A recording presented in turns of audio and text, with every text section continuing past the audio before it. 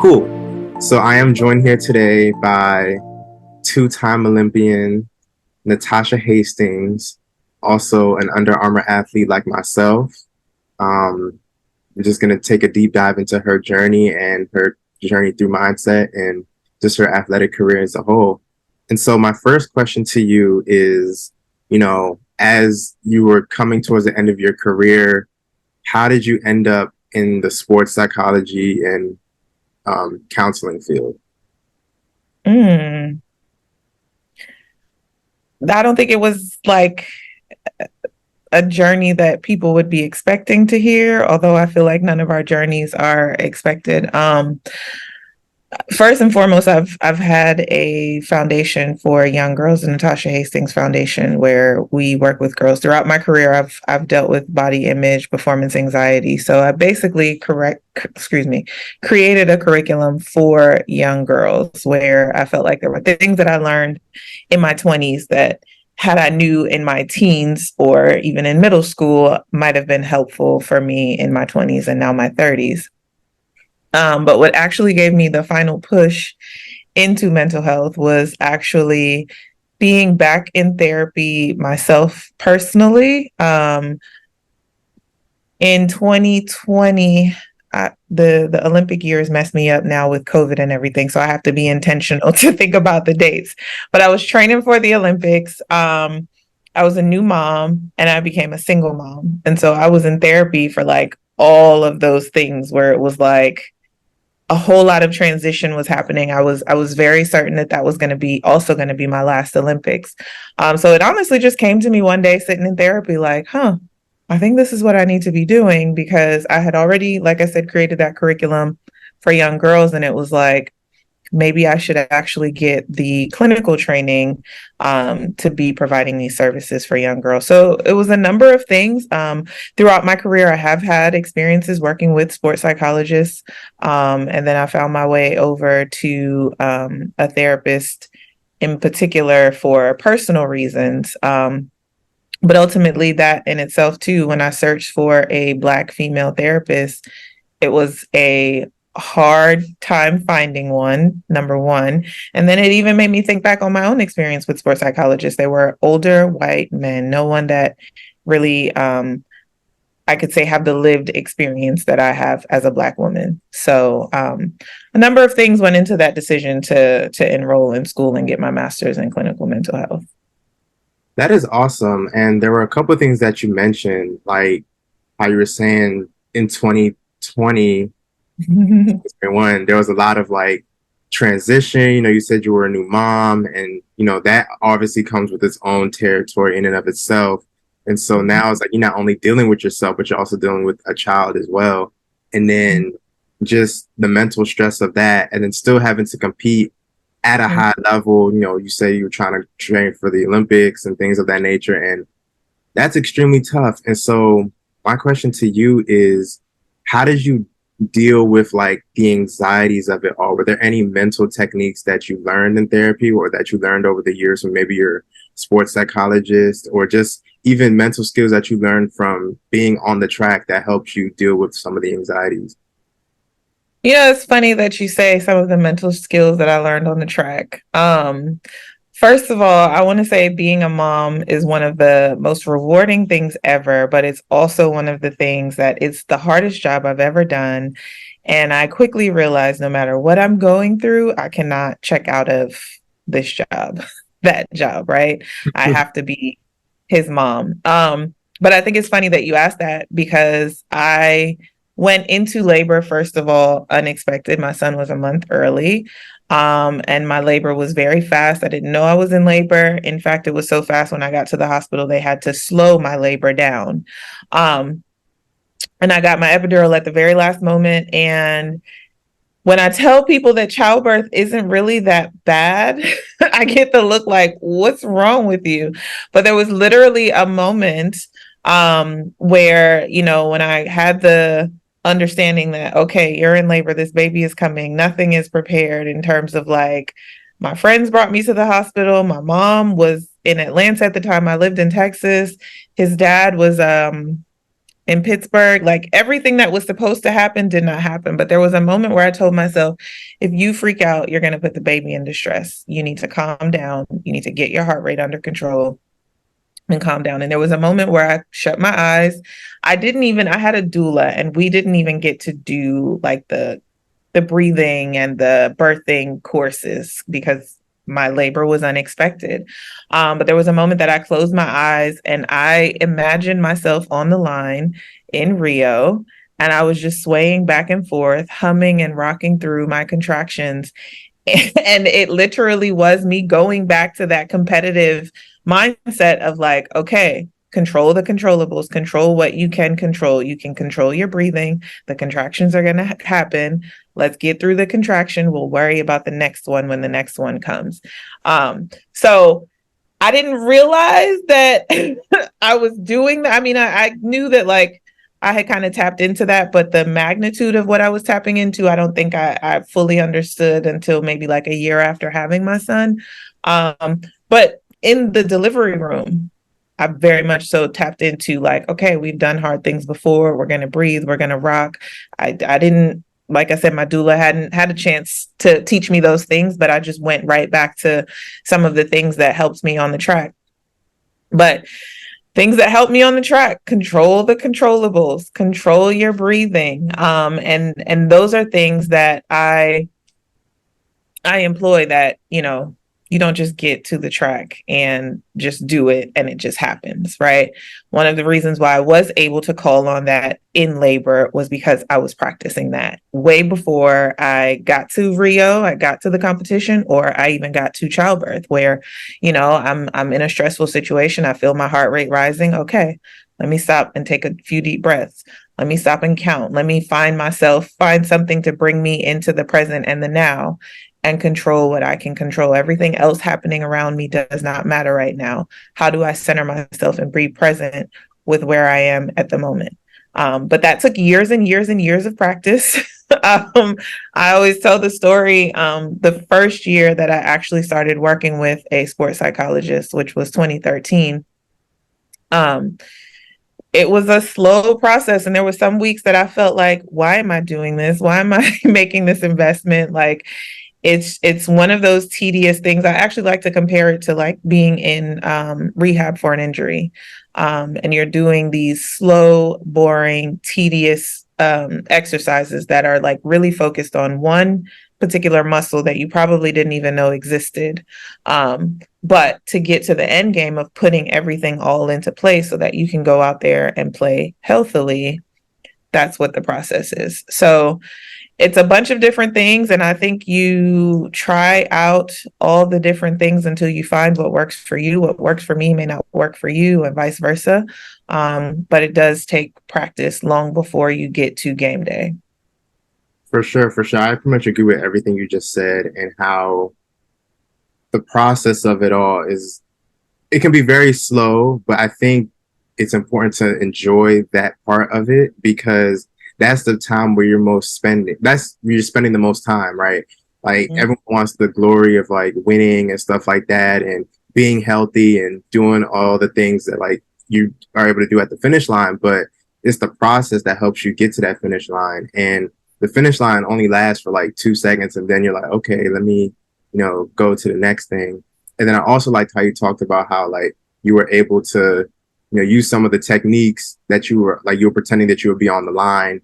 And, that was similar to like, when you were giving childbirth, and it's like, okay, you haven't necessarily been giving birth before, but you've experienced like the nerves and the anxieties of something before. And that's something I think a lot of athletes have an advantage of. Like, I remember being in grad school myself when we had this group presentation, and I was with two other guys, and they were just like, oh my God, I'm so nervous. I'm so nervous. And I'm like, I'm not on the start line. I'm good. Like, and so that's the one thing, like with track and dealing with the pre-race anxieties, I get really nervous before races.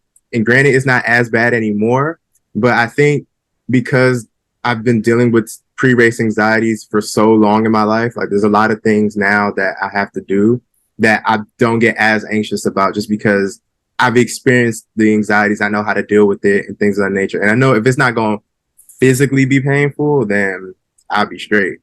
Um, and then also like call room anxiety doesn't even compare to like any other anxieties. Like, and you know it, like the call room is probably the most nerve wracking thing ever. And just sitting there with all this energy, you feel it with the different athletes and like the different countries and things like that. Man, Mhm. it can definitely um, be a rough feeling. But when you're able to manage it and get through it, I feel like people can become unstoppable for sure. And so, I think you're tapping into exactly the thing. Like when students come into my office and they're like, I'm anxious or I'm nervous, and I'm like, the first thing that I always say is, okay, so what if I tell you these things don't go away? And I kind of just like I let it hang for a little bit, and they're looking at me like, that's not what I came here for. It's like those things may not go away, but we will work on how you manage those things, how you deal with those things. And, I talk about being on the line. My heart was beating out of my chest standing on the line in Rio. It was. But I learned how to manage it, right? I learned how to turn that into the fuel to propel my performance.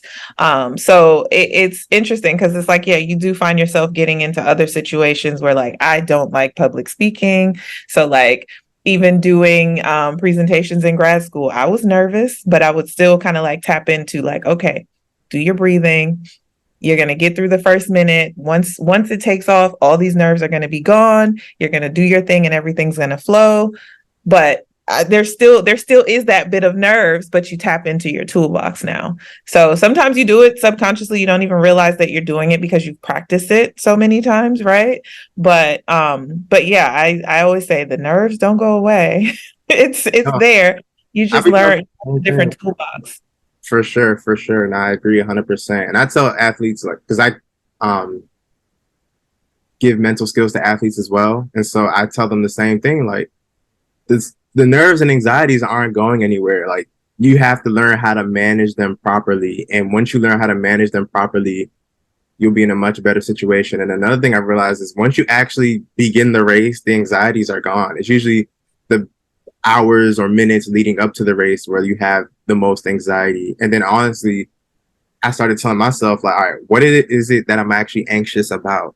Is it the competition or is it Yeah. the pain that comes from the race? Because I run an 800 and 800 is very painful. And so I realized that, all right, this is where most of my anxieties are coming from. Like fear of not having enough to finish, fear of it hurting really bad at some point where after the race, I'm like laid out. And so once I'm able to like figure out the source of the anxieties, it definitely makes it a whole lot easier to manage. Um, and so, Yeah. we all athletes, we all hate having bad races and stuff like that. And so, my question to you is like, how did you bounce back from bad performances? Like, you placed fourth in Rio in the Open 400, and I know that was probably really hard to deal with. So, like, how did you bounce back from a situation like that, or how did you bounce back from like not making a team back in like 2012, or even some world championship teams in the past? Mhm.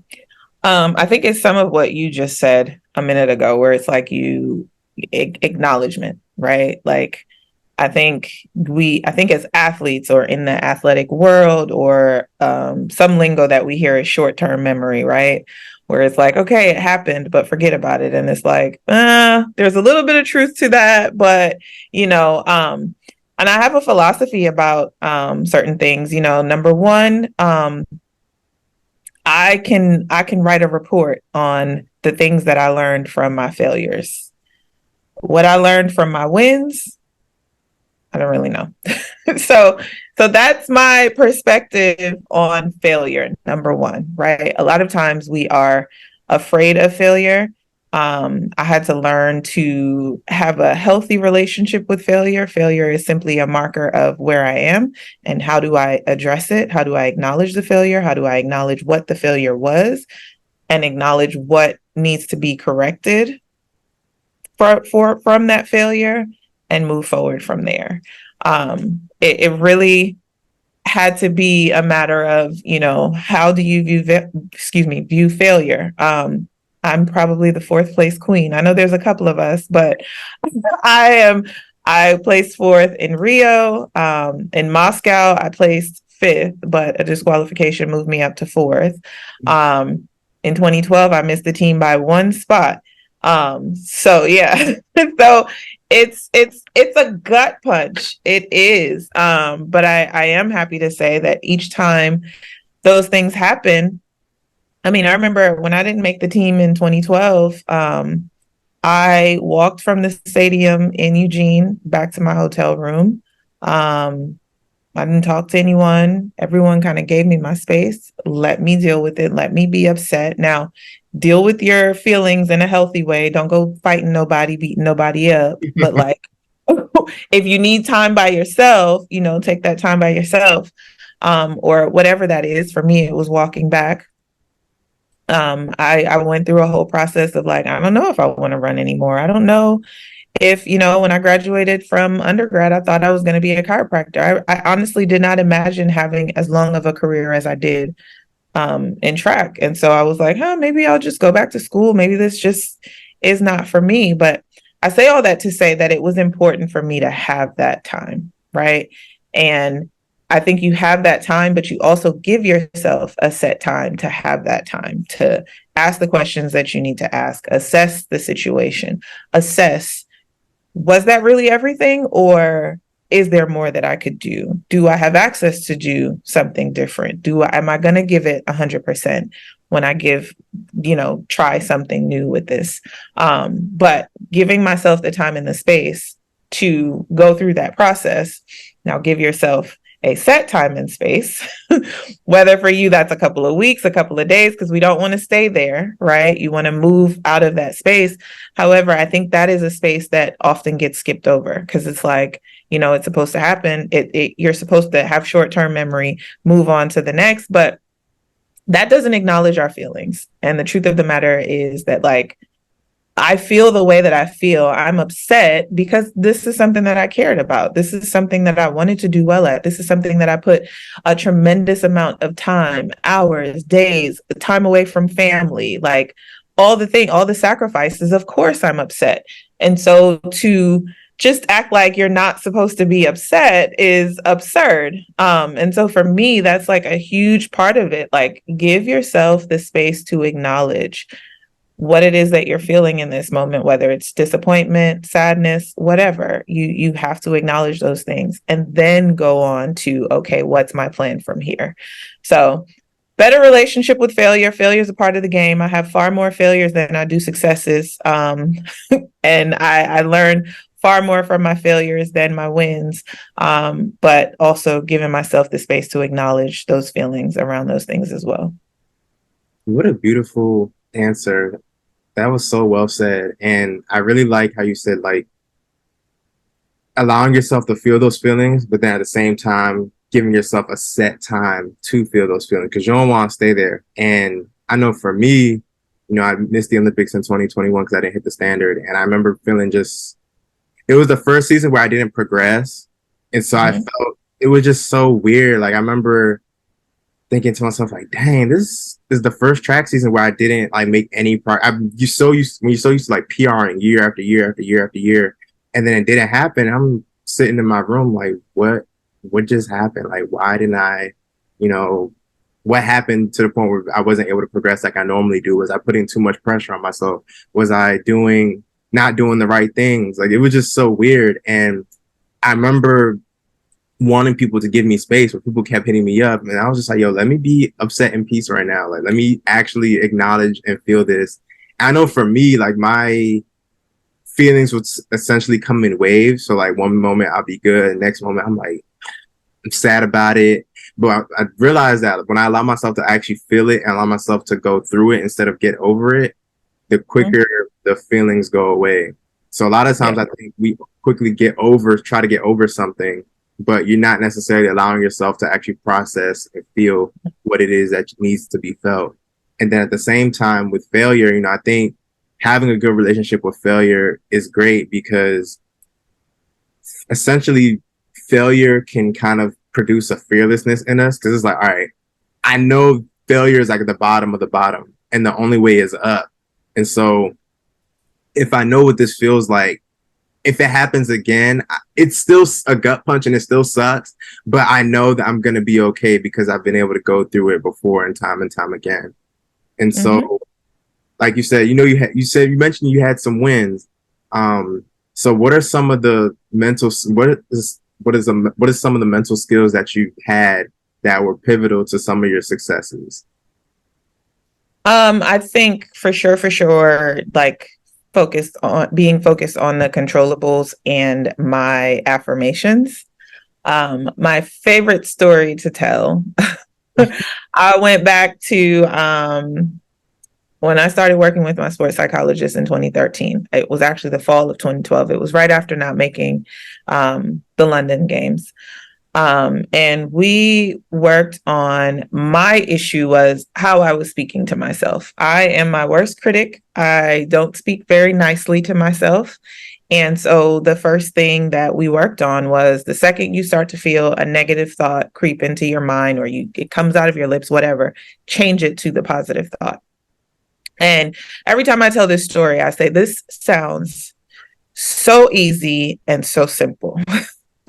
But when you've spent your life being super critical of yourself, I call myself a recovering perfection patty, being a perfectionist, it is really hard to not speak poorly to yourself. And so you might hear the saying like, is that something that you would tell your best friend? If it's not something you would say to your best friend, don't say that to yourself. So I was back in New York for I don't know if they were called Diamond League meets yet. I think they were still Golden League. No, maybe it was a Diamond League meet. I don't know. I'm telling my age now. But anyway, I'm originally from New York. So 2012, I had been pro for about 5 or 6 years now. And I hadn't really I'd made a couple of relay teams. And of course, the year before, I didn't make the Olympic team. And going back to New York was always kind of like, there was kind of some conversation like between my agent and myself, like, should we go? You know, you have a hard time performing back at home in front of the home crowd. We went. It was a cold, rainy day. Um, I spent my entire warm up speaking my positive affirmations. And I also said to myself, the sun is shining in lane 7. Lane 7 was my lane, right? And I just kept repeating that to myself over and over and over. Because again, it was cold and rainy. It's cold and rainy for everybody. It's out of my control. But what I have control over is lane 7. And in lane 7, the sun was shining. It was hot and I was speaking positively to myself. I was going over my race plan. Like that was all I just kept saying to myself. That race ended up being, I placed second, and it ended up being the fastest time that I had run since leaving college. And Wow. I credit that race as like my breakthrough and like the change in my professional career because it was as simple, but not so simple as changing the way that I was speaking to myself, changing what I was focusing on. I wasn't focused on the fact that, oh my God, this last 100 is going to be so painful. Oh my God, it's only 50 seconds of pain. Oh my God, we just got to get through it. But instead, I was more intentional about being grateful that I had a lane. The sun was shining in my lane. It's raining in everybody else's lane, but the sun is shining there. I've got my race plan. I'm going to get out. I'm going to do this. I'm going to do that.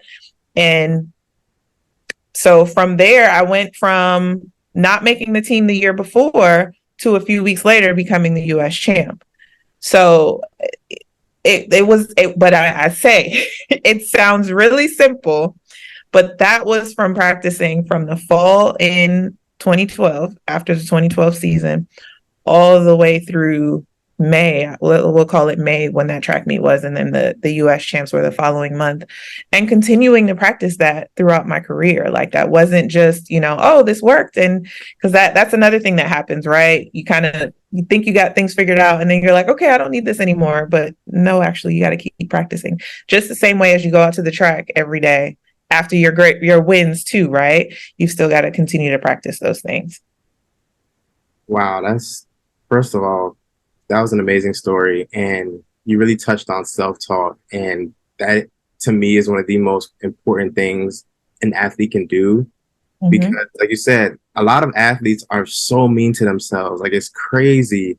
And the moment you realize that you start talking to yourself in a nice way, it's almost you could it almost feels weird when you hear other people do it because you're like, don't say that, but you know you're not them, so it's hard to do. Mm-hmm. I think I try to tell people is to learn to be a fan of themselves, and what I mean by that is like our favorite athletes or musicians or singers. There's some artists who people just love or they call themselves like a stan, right? And they can put out trash, they can put out good music, and then the one album they put out might really be garbage, but because they're such a fan of them, they're gonna still say it's a good song or good music anyway. And so I'm like, if only people could defend themselves the way they defend their favorite artists, their favorite athletes. Like how many times has LeBron James have a bad game and his biggest fans be like, "Oh, that was still a good game. That was still a game." It's like, no, this game was actually not that great. But because you're a fan, you're gonna like be biased. And so I think we need to have that same bias for ourselves and just know like if we have a bad race, that doesn't mean our career is over. It doesn't necessarily mean that we can't, do the things. But I also like what you said about, continuing the work, and there's always more work to be done because I've come a long way in my self-talk journey. But even, hearing some things that you said about like, the last 50 gonna be brutal. The last this 50 seconds of pain. I'm like, dang, that's something I need to work on still. Where it's like, all right, I'm just trying to get this race over with, but Yeah. it's like, nah, I can still, have that positive outlook and be grateful to even have a lane on the track, regardless of, what seat I am. So that's awesome for real. So like, I know as we're winding down, what is some of the best pieces of advice that a coach has given you? You know, I have been blessed to work with some amazing people. I worked with Bobby Kersey. I worked with Curtis Fry here at USC. Um, my longtime coach, who I was with for over 10 years as a pro, Daryl Woodson. Um, each one of them, Coach Fry used to say and still says, if it's to be, it's up to me. That was one of our team like mantras. He would say, if it's to be, we would say it's up to me. And that's again another one of those, if you want it to be, it's certainly up to you. Are you willing to do the work? Are you willing to put in the hours and the time that it takes? Another thing that sticks out to me, and he wasn't one of my coaches, but he was actually my first agent, Michael Johnson, the former 400 men's 400 world record holder. He said to me, every day that you go out to practice or to a track meet is an opportunity for you to get better at your craft. And so I took that with me when I went to practice, and I had moments where I didn't think I was going to make it through the last couple of reps, and I was ready to say, like, I'm out. I would hear his deep voice in the back of my mind. This is that opportunity for you. This is that rep that your competitor is finishing. This is that rep that your competitor also doesn't want to do. Are you going to let your competitor get over on you today? This is an opportunity for you to prove to yourself, right, that you're good enough, that you can do this, that you can do hard things. That's even some advice that I take now transitioning into my next career, because it's difficult. When I don't know about you, but I started running track at a very early age. I was only 9. And so there's nothing that I've done in my life for this long. Like I didn't even go to school for as long as I've run track. Right. So a lot of your identity and self-worth gets tied into your performance as an athlete. But now that I'm transitioning and I'm moving on, it's like this is an opportunity for you to recreate yourself. This is an opportunity for you to build on the legacy that you've created from the track. This is an opportunity for you to challenge yourself, because sometimes I sit in those classrooms and I'm like, man, what the hell am I doing here?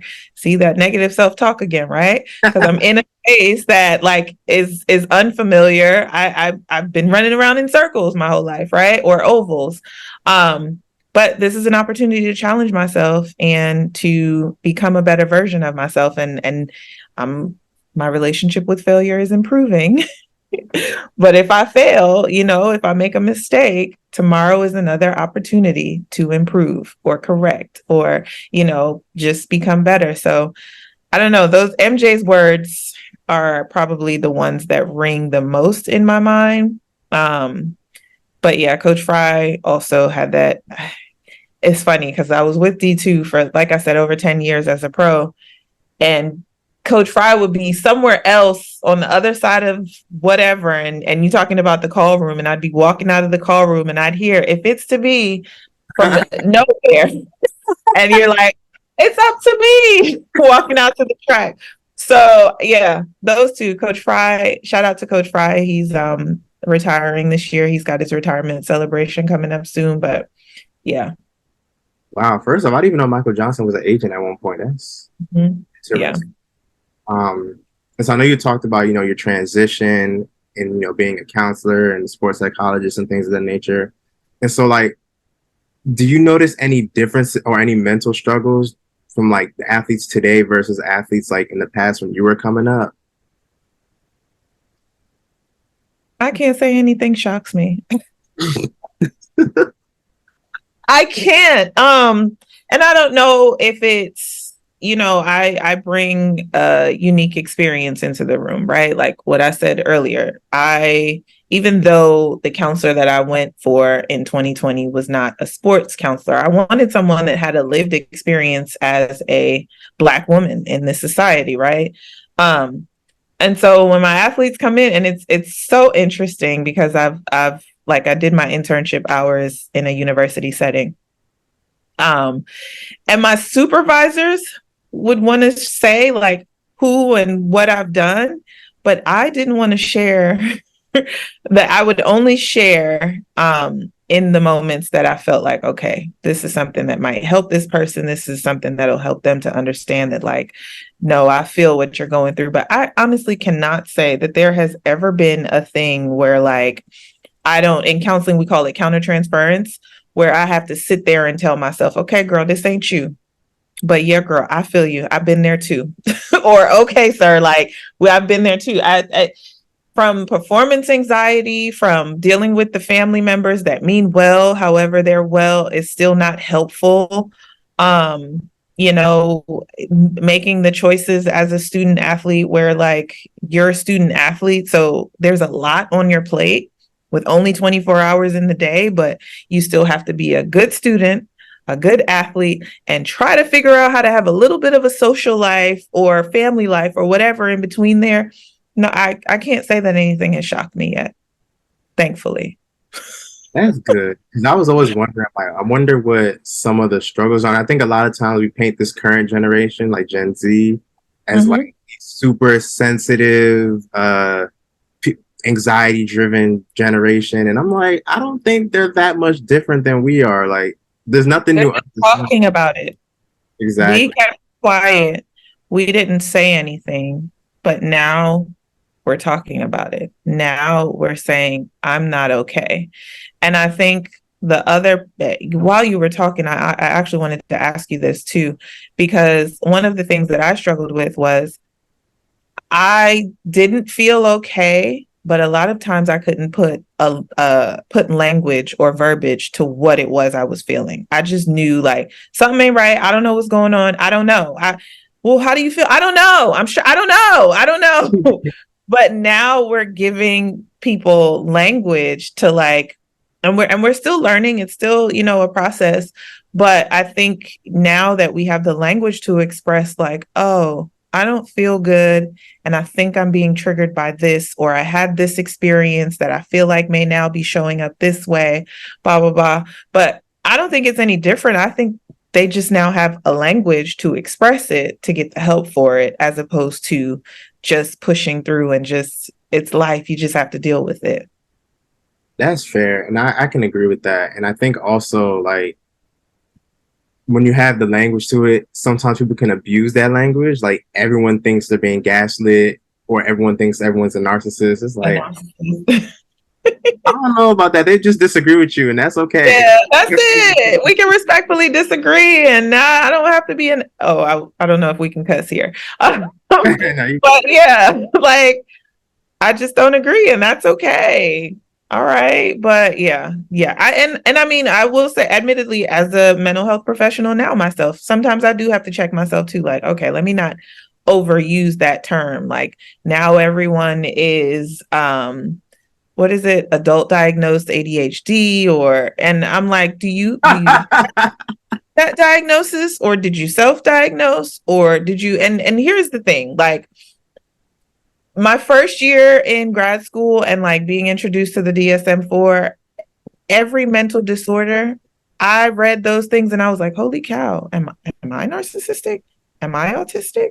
Do I have ADHD? Like there are things, we all have traits that come from these different personality disorders, cognitive disorders, everything. Like everybody, if you read the book, you'll find yourself in the book. I had one professor say that. Like if you read the DSM-5, you will find yourself in there. Okay. But what makes it an actual clinical diagnosis is what makes you that person. So you might have traits, you might see traits in another person, but that doesn't necessarily make them a narcissist, or that doesn't mean that you're being gaslit. Or so you're absolutely right. We definitely overuse the terms and the all the things.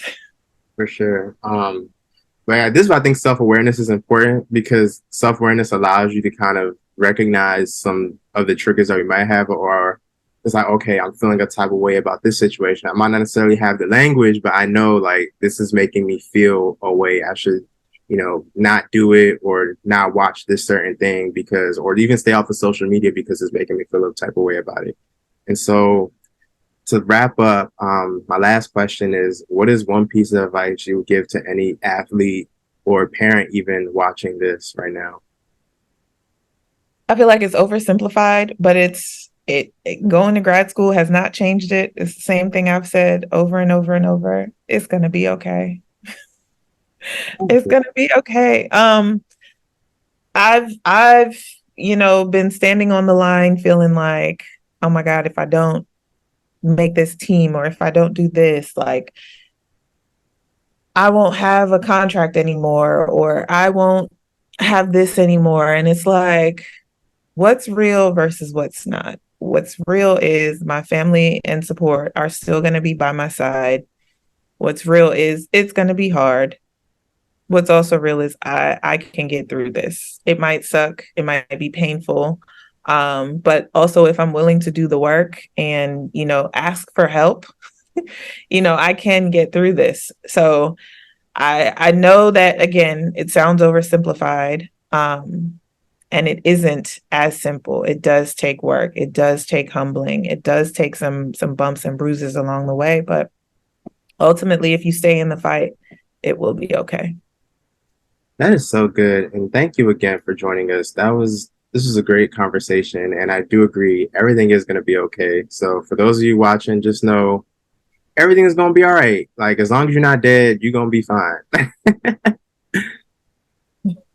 Well, thanks for having me. I enjoyed this conversation, and I truly believe, I mean, obviously, I believe in mental health, but I feel like we need more platforms talking about these things. So, For sure. Thank you again. Thank you for coming on.